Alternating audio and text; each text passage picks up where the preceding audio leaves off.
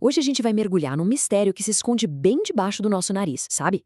Ele está no silêncio dos registros oficiais de um dos eventos mais famosos da Bíblia, o saque de Jerusalém. Pensa na cena. Estamos em 586 a.C. O exército de Nabucodonosor saqueia o Templo de Jerusalém, e os escribas, tanto os babilônicos quanto os judeus, foram, de uma meticulosidade impressionante.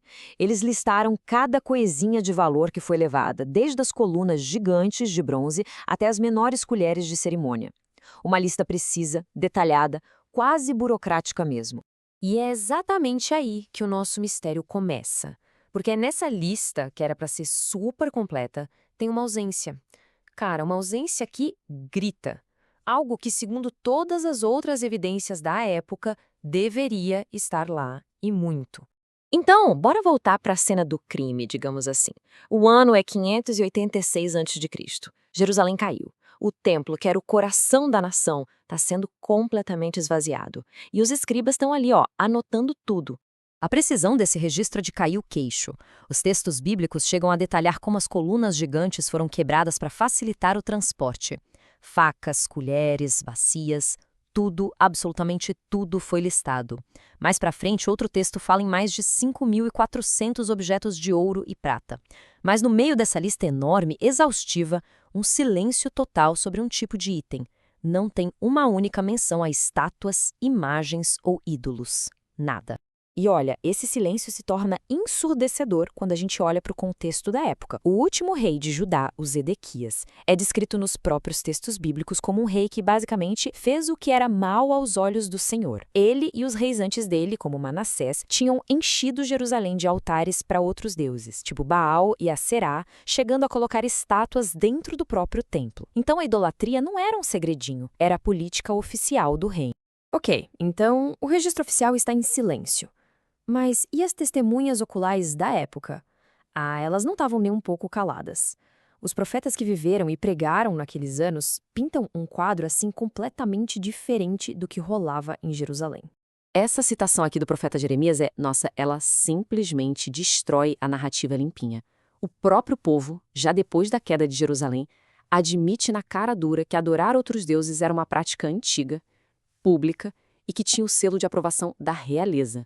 Preste atenção na frase, nossos reis e nossos príncipes. Isso aqui não era um culto de um pessoal isolado, não. Era religião de Estado.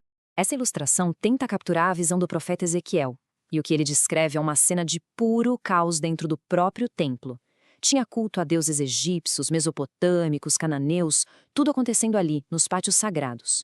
O templo não estava vazio de ídolos, pelo contrário, estava transbordando deles. E ainda tem mais uma camada nessa história. O rei Zedequias era um rei vassalo, sabe? Foi a Babilônia que colocou ele no trono. E uma prática super comum na época era que o Estado dominado mantivesse imagens dos deuses do Império Dominante como um sinal de lealdade.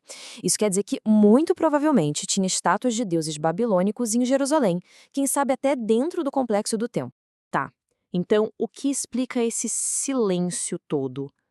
Para a gente encontrar uma pista fundamental, a gente precisa olhar para um caso que aconteceu antes.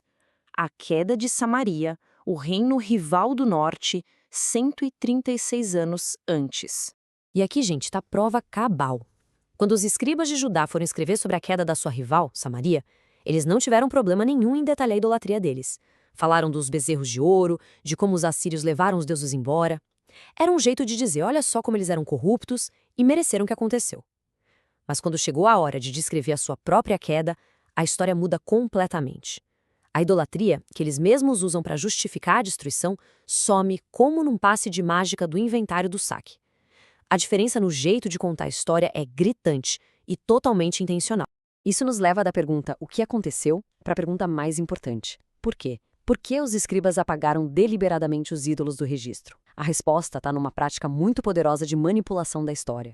Os romanos tinham um nome para isso: damnatio memoriae, a condenação da memória. A ideia era que não bastava matar um inimigo.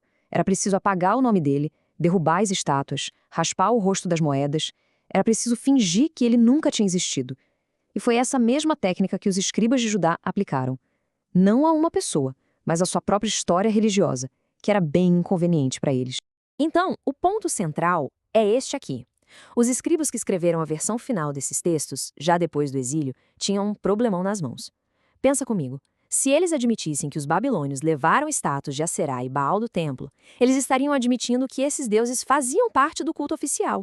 E pior ainda, quando o rei persa Ciro, mais tarde, permitiu que os tesouros do templo fossem devolvidos, o que ia acontecer? Esses ídolos teriam que voltar para Jerusalém, legitimando um passado politeísta que eles estavam tentando apagar com todas as forças. A única solução era o silêncio. Fingir que os ídolos nunca estiveram lá. Essa frase resume o caso perfeitamente. O silêncio, nesse caso, não é falta de informação, é a presença de uma intenção. O buraco no inventário não é um erro, um esquecimento. É uma peça de evidência por si só, que aponta para uma edição cuidadosa e deliberada da história. Mas a história fica ainda mais profunda. Porque veja bem, apagar os ídolos de Baal e Aserá já é uma coisa séria. Mas, e se houvesse um segredo ainda maior? Um ídolo tão problemático que, para escondê-lo, foi preciso apagar todos os outros junto com ele. A pergunta que a gente tem que se fazer é: por que essa censura total? Por que não só dizer que os babilônios levaram os ídolos abomináveis que os reis maus colocaram lá? Por que apagar qualquer vestígio? O que era tão grave que eles estavam escondendo? E aqui vem a hipótese mais chocante e, ao mesmo tempo, a que melhor explica todas as evidências. A verdadeira razão para o silêncio total é que, entre os ídolos saqueados pelos babilônios, provavelmente estava uma imagem do próprio Deus de Israel, o próprio Yahvé. Pode parecer estranho para a gente hoje, mas a imagem de um bezerro ou de um touro jovem era um símbolo de poder, de fertilidade, para os deuses principais em todo o Antigo Oriente. Lembra da história do bezerro de ouro no deserto? Quando Arão fez a estátua, o povo não disse, "Este é um Deus novo". Eles disseram, "Este é o teu Deus, ó Israel, que te tirou do Egito". Era uma representação de Yahweh. Então é muito provável que uma imagem parecida existisse no Templo de Jerusalém. E admitir isso destruiria a base da nova religião que os escribas estavam construindo, uma religião anicônica, ou seja, sem imagens. E olha, essa omissão não foi um caso isolado, ela faz parte de um padrão bem claro. A serpente de bronze que teria sido feita por Moisés só é mencionada na história 700 anos depois, bem na hora em que ela é destruída. O livro da lei fica perdido por séculos e, que conveniente, é encontrado bem a tempo de justificar uma grande reforma religiosa. A própria Arca da Aliança, o objeto mais sagrado de todos, também some do inventário do saque sem nenhuma explicação. O silêncio sobre os ídolos se encaixa perfeitamente nesse padrão de manipular a história para fins teológicos. Então, vamos amarrar as pontas. A gente tem um inventário com uma ausência muito suspeita. Temos testemunhas que contradizem esse inventário. Temos um precedente histórico que mostra a seletividade dos escribas. Temos um motivo claríssimo para a censura, criar uma nova identidade religiosa limpa.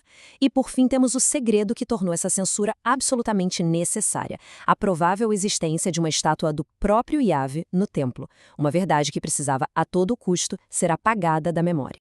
E esse caso, de 2.500 anos atrás, nos deixa com uma pergunta bem inquietante. Ele nos mostra que a história não é feita só do que foi registrado, mas também daquilo que foi deliberadamente deixado de fora.